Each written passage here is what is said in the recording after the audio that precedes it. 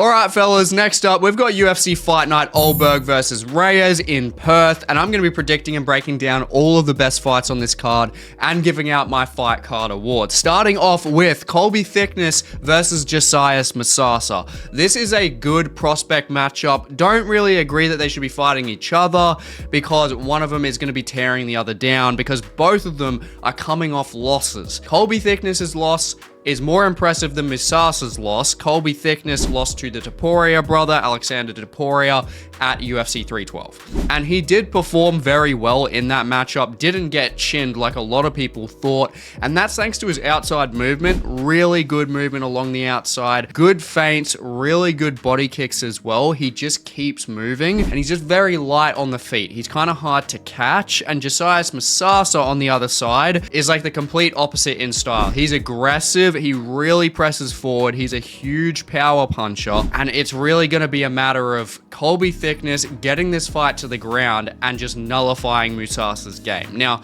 the odds here, we have Musasa as a favorite, and I can honestly understand that when it comes to them stylistically, because Colby Thicknesse is not a super strong guy.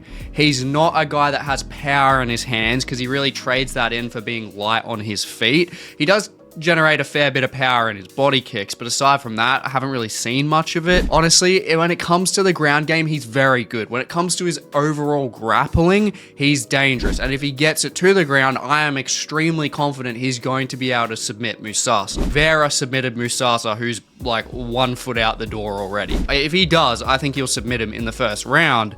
But Musasa has very strong hips. He's just very powerful overall, and he's going to be really hard to... Honestly, it's just going to be very difficult for Thicknesse to get Musasa to the ground. I just don't really see it happening unless he tips Musasa off balance or if Musasa overextends. That's a big problem of Musasa, is that he just really goes in for that kill. I mean, it's worked for him. He's 7-0 with KOs. I honestly do believe if Musasa is getting off well on the front foot, is backing Colby up, which Colby's going to be on the back foot regardless anyway because he likes circling along the outside, along the back side of the cage. I just think Musasa's going to be imposing his will a bit too much in this fight for Thicknesse is good. And like, I mean, Colby Thicknesse against Alexander Topuria, however you say it. Alexander Topuria is a power puncher as well, don't get me wrong, but Topuria was so patient in that fight. I can tell you for a fact Musasa is not going to be patient in this matchup like Topuria was. And if Topuria was extending more so, I think he would have found more success against Thicknesse. He was just too patient. I don't think Musasa is going to be making that mistake. He's going to really press Colby. I think Colby's going to struggle in those exchanges, but Colby's got a chin. He's good at just getting out of danger, and I think he's going to be able to use the clinch game to his advantage the longer the fight goes on. So I think if Musasa survives the first round, not getting taken down, and Colby survives the first round not getting chinned, which I do believe will happen, I think Musasa is going to take a decision here on damage. I just think that he's got too much power in his hands. He's too strong when it comes to his hips to get taken down by Colby. Colby's not strong enough. It's really just a matter of KO, Musasa getting a KO against Colby, Colby getting the sub against Musasa, or if it goes late, who's really going to win that? And I think the guy that's stronger has more power in his hands. I think Musasa's getting the decision win here, possibly a late KO TKO if he really starts getting off and Thicknesse starts getting backed up. But yeah, I've got to give Musasa my fighter to watch. Whoever wins this fight is getting my fighter to watch because they are definitely hot prospects nonetheless. But Musasa, I think he's got the power and the strength to just edge this one.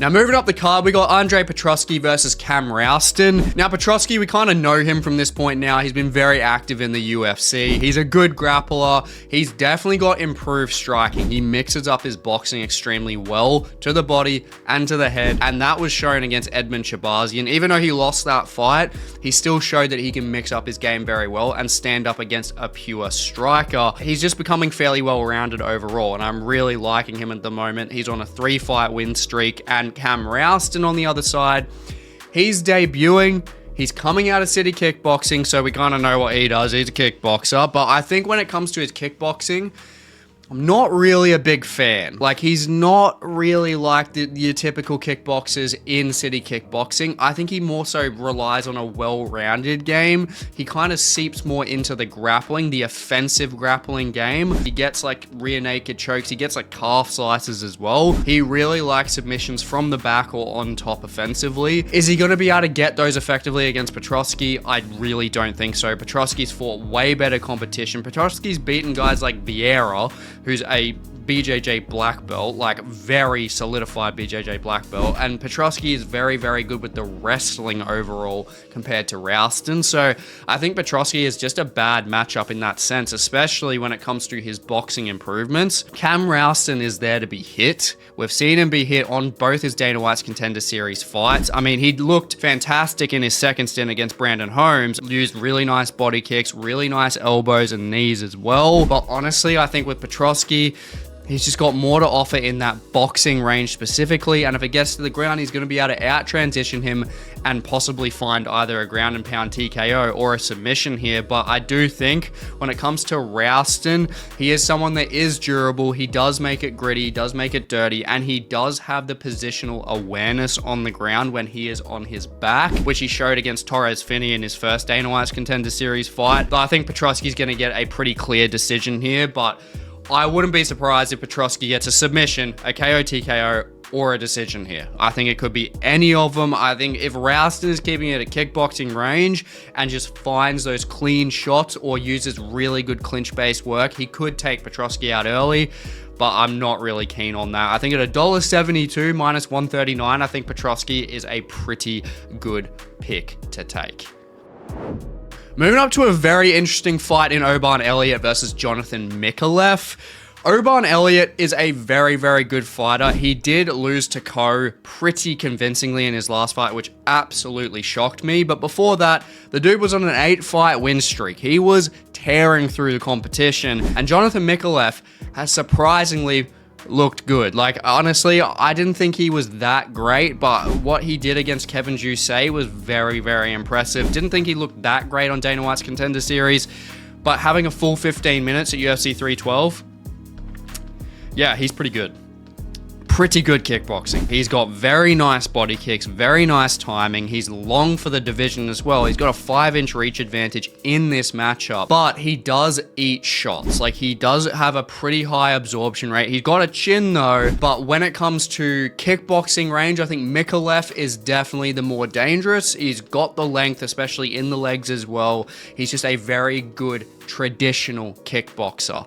And when we look at Oban Elliott on the other side, he's had more experience with just good opposition. And when we look at him in terms of his style, he's just well-rounded everywhere. He's got an improved boxing skill set. I think if this stays at boxing range, Oban Elliott definitely has the advantage, and also the grappling. Oban Elliott with his grappling is better than Jonathan Micallef for sure. Transitionally, very, very good takedown defense as well. I mean, if Oban Elliott's getting off on the front foot with his boxing and is making Micallef struggle and hope shoot, Micallef is not going to get Oban Elliott to the ground. I highly doubt that, especially with Micallef's frame being that bigger guy. It's going to be harder for him to really execute that.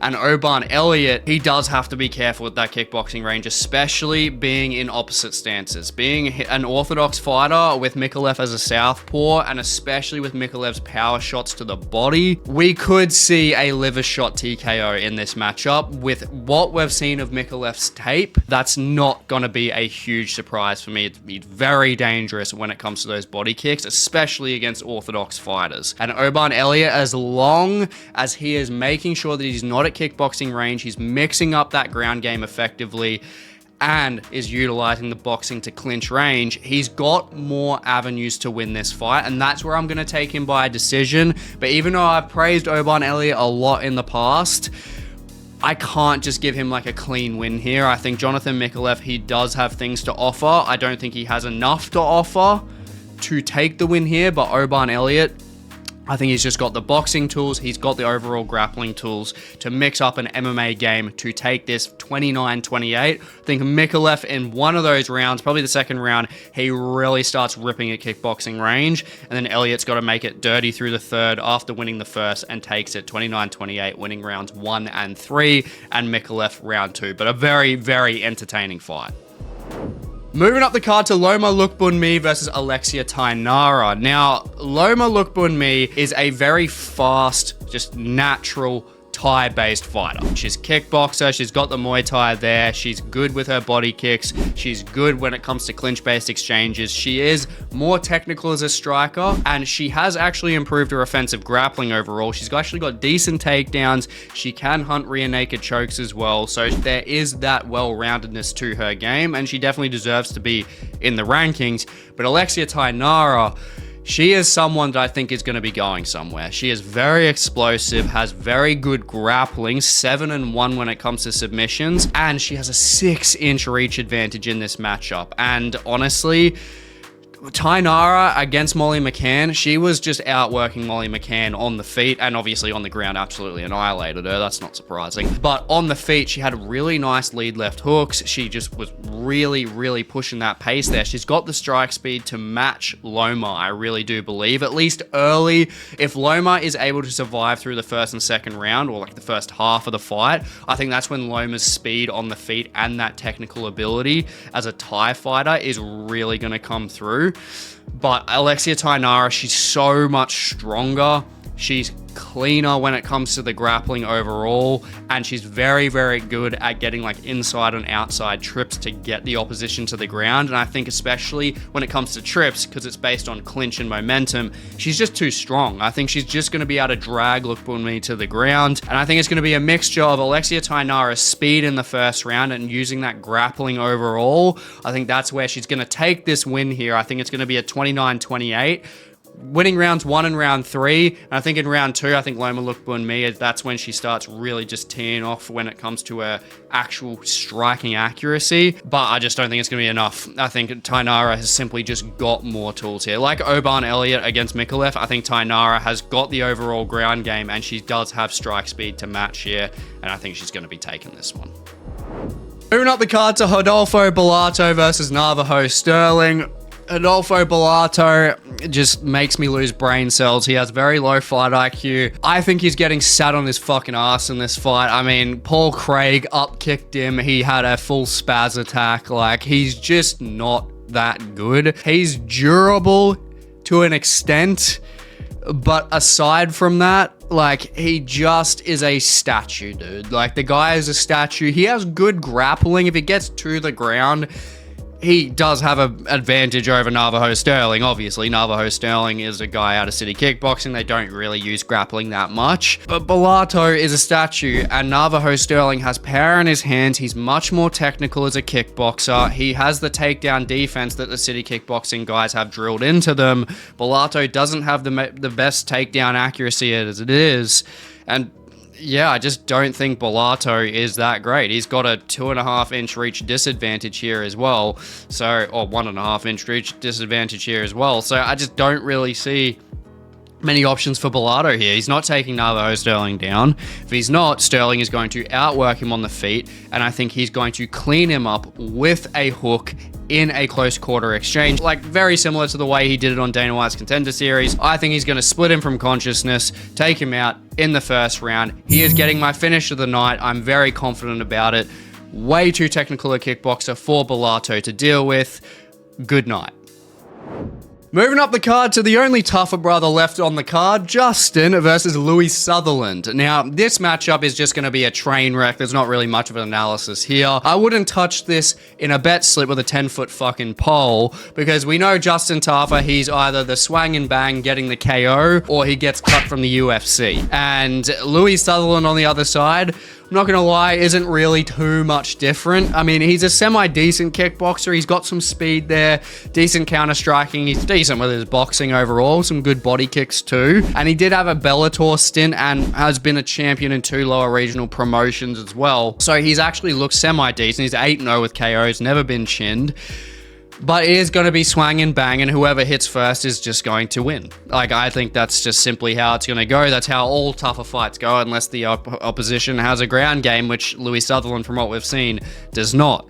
So they both don't really have ground games. They both love striking. One of them is getting destroyed. Tafa obviously got mauled by Taliesin Teixeira in his last fight in Sydney. But Tafa does have the experience there. He's got the KO power there. He does have proven strike accuracy as well. And Louie Sutherland is fast-ish, but not like a Taliesin Teixeira fast. Tafa is going to be able to deal with Sutherland's kind of speed there.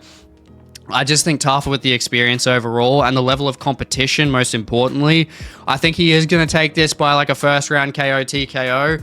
It really just comes down to who's going to hit first. I mean, just based on evidence when it comes to experience, like just opposition caliber and his strike accuracy statistically, I think Tafa is going to be able to find the shot. I mean, he's got good 1-2s. He's got good hooks in close quarter exchanges. We've seen that against bloody Austin Lane. Louie Sutherland just kind of reminds me of Austin Lane, to be honest, just a little shorter. He's got that speed there, but aside from that, I think Tafa is just going to be able to work him. But, I mean, if Louie Sutherland shoots a takedown, gets him down, he'll win. Or, I mean, if he's just outpacing him and finds the shot, he'll win. So, yeah, wouldn't touch this with a 10-foot pole, but based on experience and strike accuracy, I'm taking Justin Tafa. Moving on to a much more interesting matchup, we got Tom Nolan versus Charlie Campbell. Now, this is a super dangerous fight for the both of them, and is definitely the toughest fight for me to pick on this card. Because firstly, both of these guys don't eat shots crazy well. That's more so to the fact that both of them kind of get in firefights, especially Charlie Campbell. See his fights with Trevor Peake, you see his fights with bloody Chris Duncan. He is a very entertaining fighter, kill or be killed. And the same with Tom Nolan. Tom Nolan's gone from losing to Nicholas Motta badly to then going on a 3-fight win streak. And Charlie Campbell's on a bit of a win streak himself. So they've both got momentum on their side. And Tom Nolan, he is someone that just is looking really impressive and really surprised me at UFC 312. Just went into the fucking Matrix casually against Vyacheslav Borshev. Used really nice kickboxing tools, just really fluid, really unorthodox techniques. And Charlie Campbell on the other side, I mean, even though he's on short notice, you really just can't sleep on this dude. He's got really good striking. He's got KO power. He's got the takedown offense and striking accuracy advantages here. Looking at Tom Nolan, I mean, Tom Nolan's really got to utilize the range here. I mean, he doesn't have all the reach there. He's a super tall fucking lightweight, but he's got T-Rex arms. That's where if he's getting into a firefight, Tom Nolan's someone that doesn't have a lot of great head movement. And that's always made me kind of crease when I watch him fight. And Charlie Campbell, man, far out. The guy has got some clean straight shots. He's got clean uppercuts and really nice leg kicks to disrupt the base. And, I mean, he's fought good competition. I mean, he almost floored Chris Duncan in Dana White's Contender Series, and Duncan is looking like a fucking top 15 ready lightweight at this point. And he's just out-controlled Trevor Peake as well. He's almost got like half a fight of control time there. And he trains with Aljamain Sterling and Merab Dvalishvili, so he does have grappling improvements there and training partners that can help sharpen that tool. And ultimately, if it does stay on the feet, it's just going to be a coin flip because both of them do have high strike accuracies and advanced tools, even though Charlie Campbell has a bit more of an advantage. But Tom Nolan has a full camp. He's got a full camp. He's got the home crowd as well. It's just really going to be a matter of who's going to be on the day. And I'm going to be taking Tom Nolan. I think with these guys getting into firefights, the thing I just don't like about Charlie Campbell is he stays in that damn pocket too long. And they both have KO power, but man, Tom Nolan on a full camp. With how he looked in his last fight in Australia, in Sydney, him moving into Perth, I mean, this is a dangerous fight. I wouldn't bet on this one, but I'm going to be taking Tom Nolan by the KO TKO. I think with odds at a $2.25 for Charlie Campbell being an underdog, I think they're pretty good odds to take, to be honest, especially with these guys being bloody opposite stances too. Tom Nolan, when it comes to the jab, obviously he only has half an inch reach of an advantage, but still it does count when it comes to those opposite stances. And I think Tom Nolan is just going to be able to be quicker to the punch ultimately and get this one done. With how fast they fight, probably end of the first round, I think one of them's getting chinned. And I'm going to say Charlie Campbell is going to be losing this one. Now moving on to Neil Magny versus Jake Matthews. Now Neil Magny, he has had a pretty rough stint in the last couple years, but he did look good against Elizeu Deleski dos Santos in his last fight. And in that fight, he used good kickboxing range, and when it came to it, he used very good clinch-based exchanges as well. But moving into this fight, Jake Matthews is not Elizeu. He's a fresher fighter. He's 31 years old. He's got a shit ton of experience. He's had like 8 to 9 years in the UFC now, and he is really coming into his own now. He's really picking up the pace in his fights. Like, he's looking so much more confident, has really good shot selection when it comes to his boxing. I mean, he took Michael Morales to a competitive decision.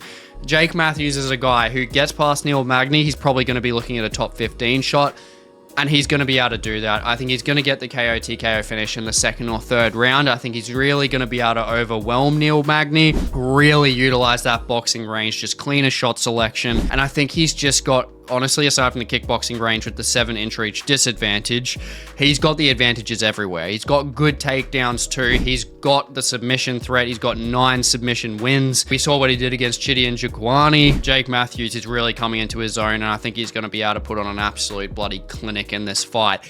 And I think he's going to get that second round KO TKO finish. I think they're really going to be managing the distance there. Neil Magny going to be safe in that first round, really popping the jab. I think once Jake Matthews finds his feet, really pushes forward, and I think he just puts on that boxing clinic, really hits a clean body shot, drops Magny. I think he TKOs him in that second round.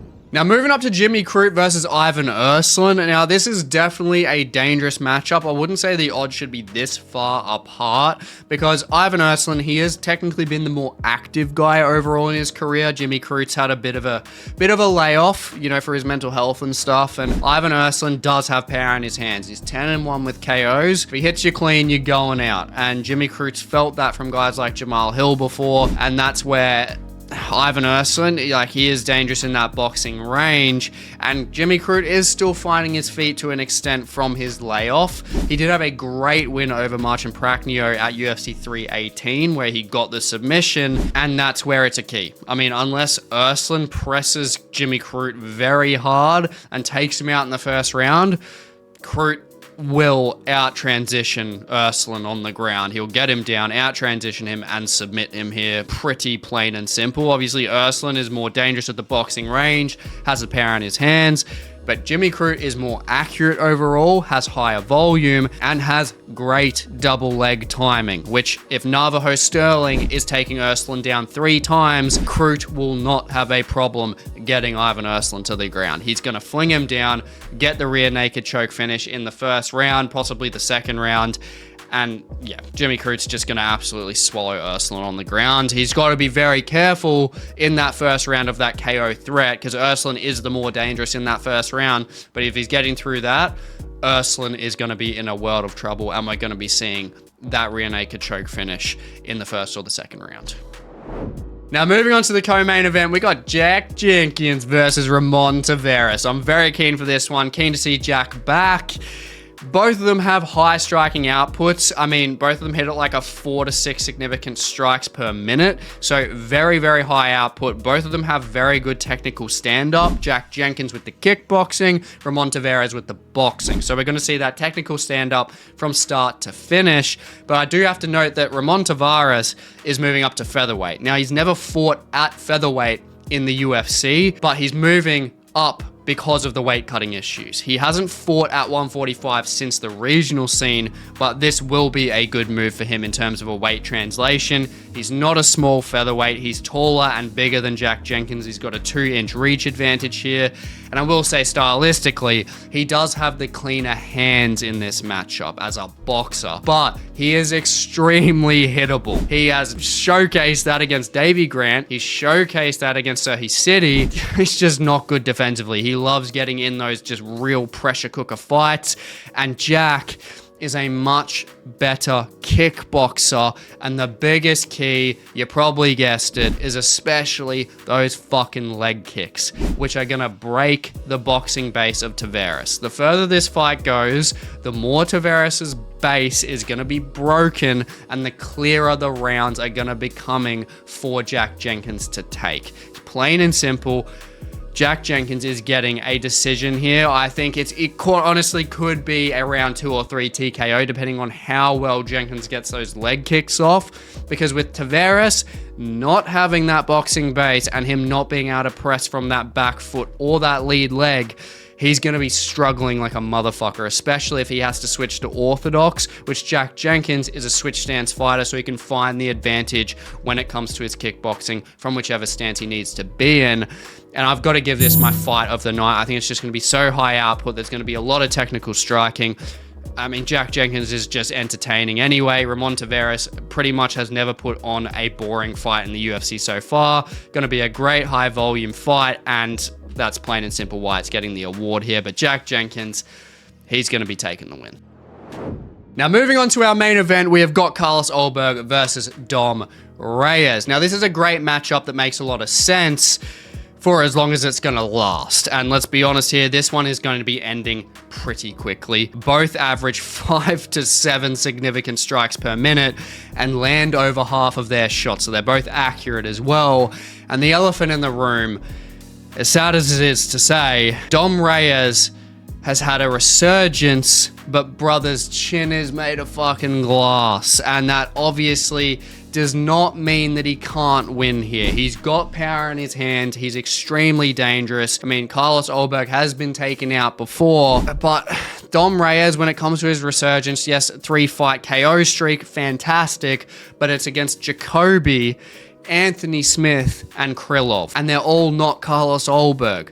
Justin Jacoby, granted, probably the closest, but he got caught against the cage. Dom Reyes had a fantastic performance there. Anthony Smith is slow as hell comparatively, and Krylov has the strike defense of a fucking heavy bag. So Carlos Ulberg, in contrast, is just so much faster. He's on an 8-fight win streak, and when it comes to striking specifically, Ulberg is an orthodox fighter. Reyes is a southpaw, and Reyes has to win the lead hand fight to pump through his 2, which is like his best shot, but he's not beating the strike speed of Ulberg's lead hand, especially the lead hook, which is Ulberg's best weapon by far, which will come over the top of his right hand and clip Reyes's chin. I'm very confident that Ulberg is just going to be too fast in those exchanges straight off the bat, and he's going to be taking him out in the first or second round. I'm going to be surprised if this gets to the second round, to be honest. But yeah, I think Reyes, if he hits Carlos Ulberg clean off the bat, it's all over. I think he's going to take Ulberg out, but the likelihood over Ulberg with that speed just difference is just very low, honestly. Like Ulberg, he's got the momentum. He's faster on the feet. He's got that lead hook to challenge that southpaw stance of Dom Reyes as well, to clip that chin. I just think the striking difference here overall is just plain and simple in Ulberg's favor. And that's where Ulberg is getting my Performance of the Night award here. I think he's going to get a clean win. He's going to be pumping up to a title fight eliminator, or potentially, honestly, getting the next title fight. We could be seeing that if he does have the performance that I'm thinking he's going to have here. I just think he's going to be able to utilize, firstly, he's going to utilize clean kicks to the body and to the legs as the kickboxer that he is, to really outwork Reyes there on the outside. But then when it gets into that boxing-based exchange, he's going to be too quick, and he's going to take him out. Now, I really hope you enjoyed this predictions and breakdown video, and I really hope you enjoy the card. Now, if you want to check out more MMA content, just check out the video here on the screen. And please like, comment, subscribe. It goes a long way for the channel, and I'll hope to catch you in the next one.